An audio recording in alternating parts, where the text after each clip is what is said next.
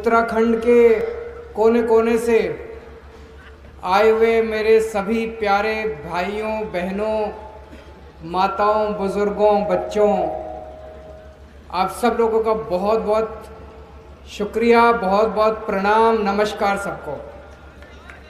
मैं देख रहा हूं कि आज जन सैलाब इतनी भारी संख्या में, इतनी भारी तादाद में आप सब लोग आए हुए हैं। इतनी दूर दूर से आप लोग आए, समय निकाल के आए, बहुत बहुत शुक्रिया, बहुत बहुत शुक्रिया। सबसे पहले जनरल बिपिन रावत, जो उत्तराखंड के नहीं पूरे देश के सपूत थे, वीर सिपाही थे, भारत माता के लाल थे, वो हेलीकॉप्टर क्रैश होने की वजह से हम सबको छोड़ के चले गए। 13 सैनिक शहीद हो गए। इसका हम सब लोगों को बेहद अफसोस है। हम पूरे दिल से जनरल बिपिन रावत को, उनकी धर्मपत्नी को और उन सभी सैनिकों को श्रद्धांजलि अर्पित करते हैं। पिछले 1 साल से देश का नहीं, दुनिया का सबसे बड़ा आंदोलन चल रहा था अभी तक, किसान आंदोलन, दिल्ली के बॉर्डर पे। शायद दुनिया के इतिहास में इतना लंबा आंदोलन आज तक कभी नहीं हुआ। 1 साल से ठंड में, गर्मी में, बरसात में हमारे किसान वहां पे बॉर्डर के ऊपर डटे हुए थे कि या तो मर के जाएंगे या जीत के जाएंगे। और अंत में हमारे किसानों की जीत हुई। एक बार जोरदार तालियां बजा दो अपने किसान भाइयों के लिए। और इस पूरे आंदोलन के अंदर उत्तराखंड के किसानों ने बढ़ चढ़ के हिस्सा लिया। आप सब किसान भाइयों को मैं सलाम करता हूं और उन 700 किसानों को जो शहीद हो गए इस आंदोलन में, उन सब लोगों को मैं बहुत ही विनम्र श्रद्धांजलि अर्पित करता हूं। दोस्तों, आज मैं दिल से आप लोगों से बात करने के लिए आया हूं, अपने दिल की बात रखने के लिए आया हूं। मैं नेता नहीं हूं, मेरे को राजनीति करनी नहीं आती, और ये जो अजय कोटियाल है ये भी नेता नहीं है, इसको भी राजनीति करनी नहीं आती। हमको काम करना आता है बस। दिल्ली में भी काम करा था,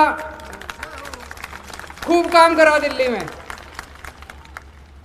मैंने दिल्ली में काम करके दिखाया। कर्नल कोटियाल ने उत्तराखंड में केदारनाथ का पुनर्निर्माण करके दिखाया। जब केदारनाथ पूरा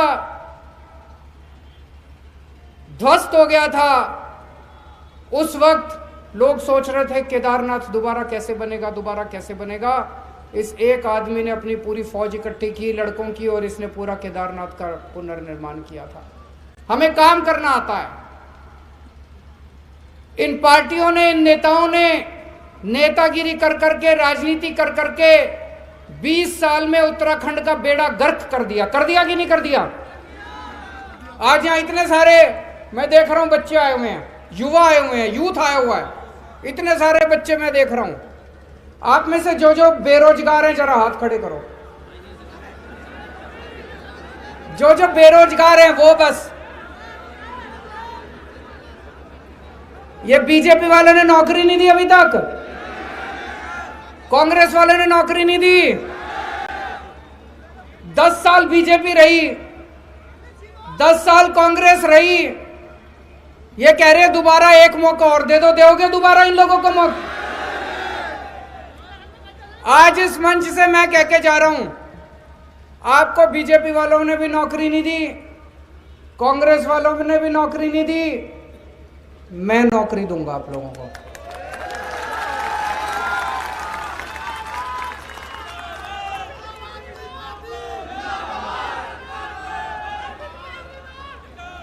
और केजरीवाल जो कहता है करता है, झूठ नहीं बोलता। मैं सारी घर में कैलकुलेशन करके आता हूं। मैं दूंगा नौकरी, आप पूछोगे कैसे देगा नौकरी, है ना भाई, कैसे देगा नौकरी? दिल्ली में 10 लाख बच्चों को नौकरी दी है, दिल्ली में 10 लाख बच्चों को नौकरी दी है। नौकरी देनी आती है मेरे को, दिल्ली में दिया तो आपको भी दे सकता हूं, दे सकता हूं कि नहीं दे सकता? लेकिन ऐसा नहीं है भाई 10 मार्च को नतीजे आए, 11 मार्च को सारे जने को अब नौकरी दे। एक दिन में तो नौकरी मिलेगी नहीं, है कि नहीं है? थोड़ा सा टाइम लगेगा, उसका भी इंतजाम किया मैंने। जब तक अपने बच्चों को नौकरी नहीं मिलती तब तक हर बेरोजगार बच्चे को 5-5 हजार रुपए बेरोजगारी भत्ता मिलेगा। सही है? सही है कि नहीं है? अब मैं देख रहा हूं इतनी सारी महिलाएं बैठी हैं यहां पे, पहली बार बहन जी, माता जी, बेटियों, सबको मेरा नमस्कार। पहली बार मैंने देखा किसी रैली में इतनी महिलाएं आई हैं, इधर आगे भी बैठी हैं, पीछे भी बहुत बैठी हैं। हर महिला को 18 साल से ऊपर की हर महिला को, 18 साल से ऊपर की हर बेटी को, हर बहन को, हर मां को हर महीने 1000 रुपए उनके अकाउंट में जमा कराए जाएंगे।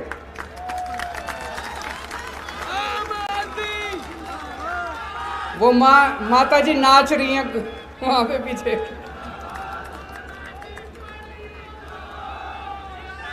होने चाहिए नहीं होने चाहिए?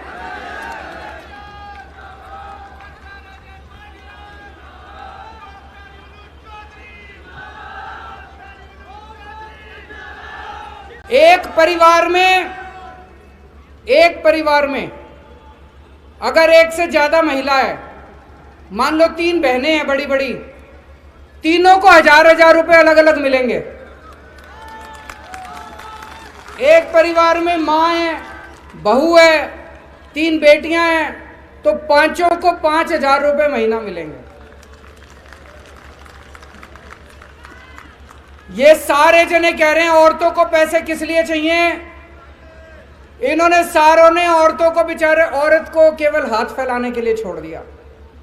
बेटी अपने बाप के सामने हाथ फैलाती है, बीवी अपने पति के सामने हाथ फैलाती है, मां अपने बेटे के सामने हाथ फैलाती है। अब आप लोगों को हाथ फैलाने की जरूरत नहीं, आप अपने मर्जी से पैसा खर्च सकते हो। मन करे तो एक सूट खरीद लेना, एक साड़ी खरीद लेना, कभी मन करे बाजार में गोलगप्पे खाया ना, चाट पकौड़ी खाया ना। इतनी माँ बहनें हैं, घर में बेटी आती है, माँ का मन करता है नहीं करता थोड़े पैसे रख दो उसके हाथ में? दोते आते हैं, पोते आते हैं, मन करता है माँ का 50 रुपए 100 रुपए हर एक के हाथ में रख दूं, है ना? आशीर्वाद देने का मन करता है। अब आपको किसी की ओर देखने की जरूरत नहीं है, आप अपनी जेब में हाथ डालना और उसके हाथ में रख देना। ये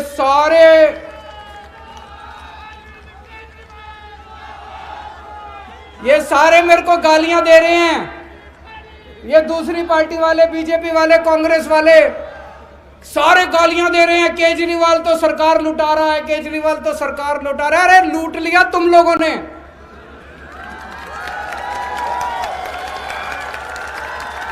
बीजेपी वालों ने लूट लिया 20 साल से, कांग्रेस वालों ने लूट लिया 20 साल से। लूट लूट के सारा पैसा स्विस बैंकों में ले गए कि नहीं ले गए? सारा पैसा लूट लूट के स्विस बैंकों में ले गए। अब ये बंद करेंगे। अब पैसा नेताओं की जेब में नहीं जाएगा, पैसा बेरोजगारों की और महिलाओं की जेब के अंदर जाएगा। ये मेरे से पूछते हैं पैसा कहां से आएगा?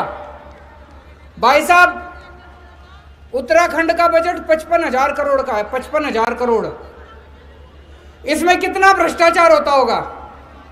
कितने प्रतिशत? 40%, 50%, 60%? कितना खा जाते हैं ये लोग?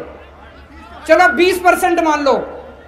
20% अगर ये खाते हैं तो 11,000 करोड़ रुपए हर साल, 11,000 करोड़ रुपए ये नेता और अफसर मिलके खा जाते हैं, पार्टी वाले खा जाते हैं।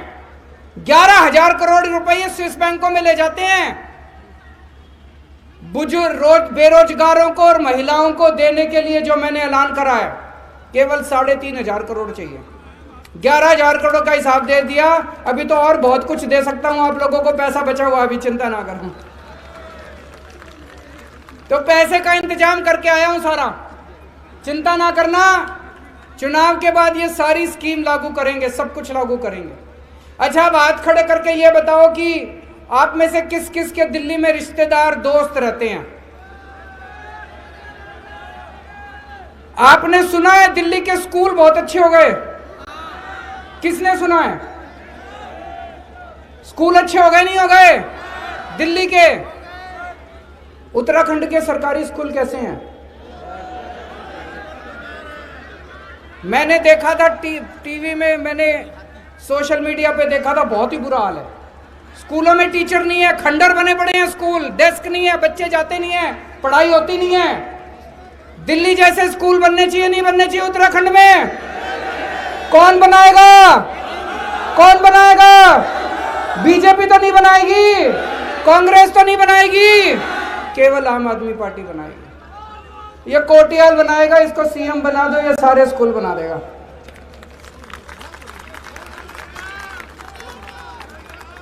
इन्होंने, हमने 5 साल में दिल्ली के स्कूल ठीक कर दिए, आपने 10 साल कांग्रेस को दिए, 10 साल बीजेपी को दिए, इनसे नहीं हुए।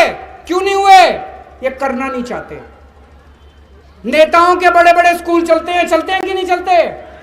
नेताओं के बड़े बड़े स्कूल चलते हैं, वो नहीं चाहते कि सरकारी स्कूल ठीक हो। जानबूझ के खराब रख रखे हैं इन्होंने सरकारी स्कूल, इन्होंने जानबूझ के सरकारी स्कूल खराब रख रखे हैं ताकि हम सारे पिछड़े रहें, गरीब रहें। इनकी चुनावों की रैलियों के लिए इनको आदमी चाहिए, इनको चुनाव में काम करने के लिए बेरोजगार चाहिए, इसलिए इन्होंने स्कूल बर्बाद कर दिए, सरकारी स्कूल। अब ये नहीं चलेगा, अब आम आदमी पार्टी आ गई, अब ये नहीं चलेगा। अब सारे सरकारी स्कूल अच्छे करेंगे, अब गरीबों के बच्चे डॉक्टर बनेंगे, इंजीनियर बनेंगे, वकील बनेंगे। अब हमारे बच्चे दिल्ली में हमने अस्पताल अच्छे करे नहीं करे? आज भी पूरे उत्तराखंड में कोई अगर बीमार हो जाए, और तो छोड़ो, मैं याद नहीं आ रहा, एक बहुत बड़ा नेता आपका, उसको कोरोना हो गया था, उसको उत्तराखंड में विश्वास नहीं था, वो दिल्ली गया अपना इलाज कराने के लिए। मेरे को नहीं पता, नाम नहीं पता मेरे को, मैंने नाम ले दिया, वो कल बिचर जाएगा। उत्तराखंड के बड़े बड़े ये कांग्रेस के और बीजेपी के नेता ये बीमार हो जाएं, ये भी दिल्ली जाते हैं अपना इलाज कराने के लिए। उत्तराखंड में एक भी अस्पताल नहीं है जिसमें ये अपना इलाज करा लें। दोस्तों, आज इस मंच से कह के जा रहा हूं, एक मौका दे दो, अगले 5 साल के अंदर आपके लिए शानदार अस्पताल नहीं बना दे तो अगली बार वोट मत देना।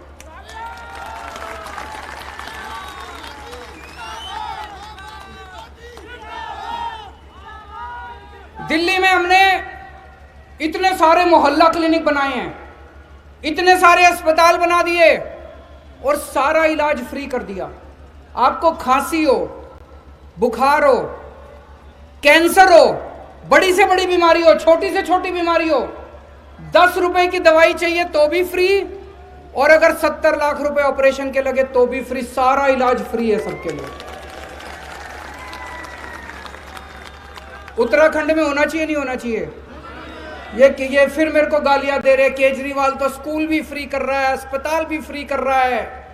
मैं कहना चाहता हूं, मैंने कहा मैं बिजली भी फ्री करूंगा। दिल्ली में बिजली फ्री कर दी, ये सारे नेता पीछे पड़ गए, केजरीवाल बिजली भी फ्री कर रहा है। ये जितने नेता हैं, एक एक नेता को 4-4 हजार यूनिट बिजली फ्री मिलती है, 4-4 हजार यूनिट बिजली फ्री मिलती है एक एक नेता को। और अगर मेरे गरीब भाइयों बहनों को मैं 300 यूनिट बिजली फ्री कह दूं तो इनको मिर्ची लगती है।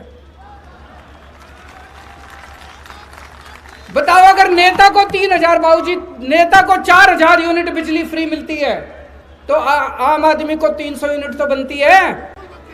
नहीं बनती? तुम ले हो तो सब बढ़िया, और मेरे आम आदमी ले तो कहते खजाना लूट गया। अरे खजाना तुम लोगों ने लूट लिया सारा का सारा, अब ये बंद होएगा। खजाना जनता पे लूटेगा, नेताओं पे नहीं लूटेगा। जो जो चीजें नेताओं को मिलती है सारी दूंगा आप लोगों को, सारी फ्री में दूंगा।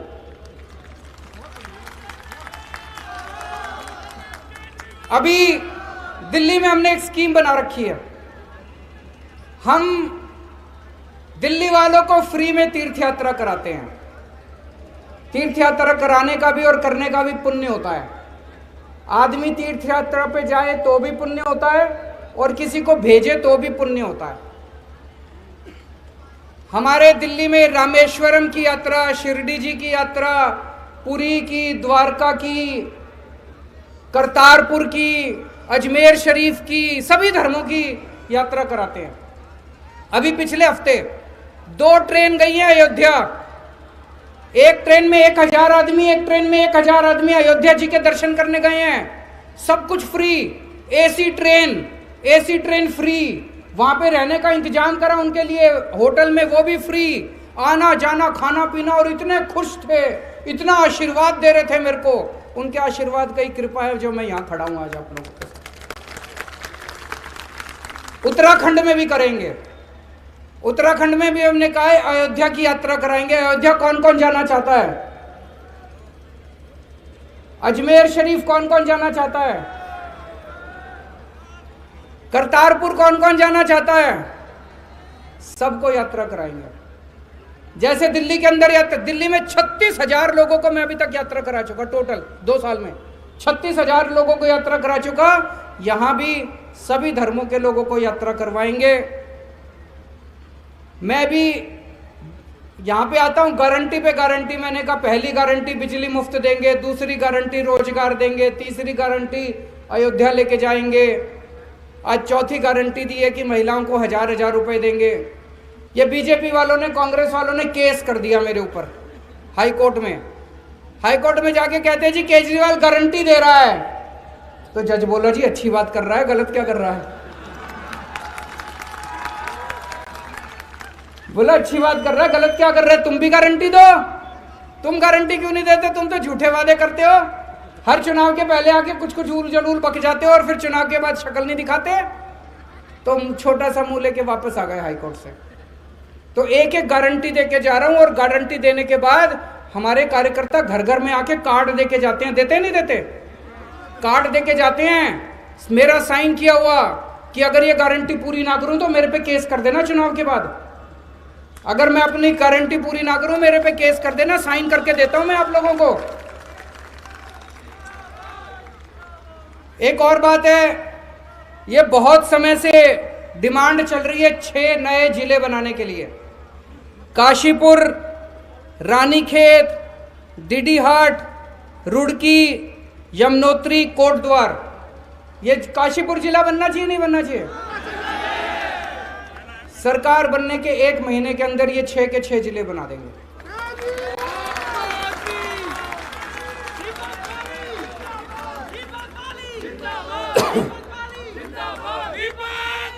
अब दिल्ली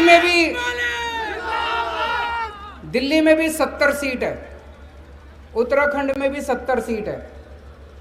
दिल्ली वालों ने मेरे को पहले चुनाव में 70 में से 67 सीट दी थी, दूसरे चुनाव में 70 में से 62 सीट दी थी। आप कितनी दोगे?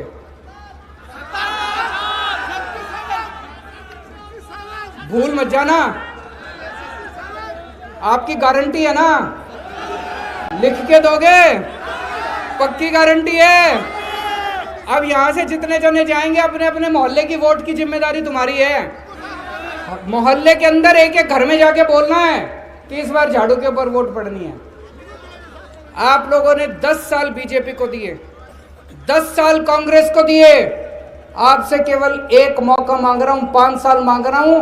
5 साल में अगर काम ना करो तो अगली बार वोट मत देना। एक बार मेरे छोटे भाई कोटियाल साहब को सीएम बना के देखो। इसने एक बार केदारनाथ का पुनर्निर्माण करके दिखाया है। अब अपने को सबको मिलके उत्तराखंड का पुनर्निर्माण करना है दोस्तों। भारत माता की